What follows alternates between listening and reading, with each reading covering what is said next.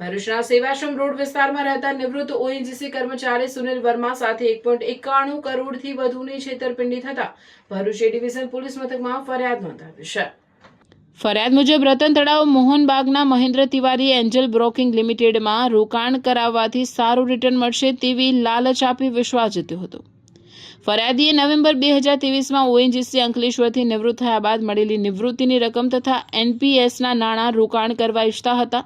તેમના મિત્ર મારફતે મહેન્દ્રકુમાર તિવારીનો સંપર્ક થયો હતો। આરોપીએ પોતે બ્રોકર કંપનીમાં કામ કરતો હોવાનું કહી વિવિધ તારીખોમાં ફરિયાદી તથા તેમના પરિવારજનોના જોઈન્ટ બેંક ખાતાઓમાંથી પોતાના એસબીઆઈ એકાઉન્ટ નંબર 4210975248 7 ડિસેમ્બર 2023થી 23 જાન્યુઆરી 2024 સુધીમાં કુલ 1,91,56,608 ટ્રાન્સફર કરાવ્યા હતા।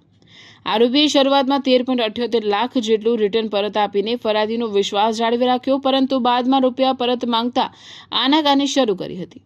અંતે રૂપિયા વપરાઈ ગયા છે કહી દેતા ફરિયાદીએ પોલીસમાં અરજી કરી હતી। તપાસ દરમિયાન ગુનો બનતો હોવાનું સામે આવતા પોલીસે ગુનો નોંધી વધુ તપાસ હાથ ધરી છે।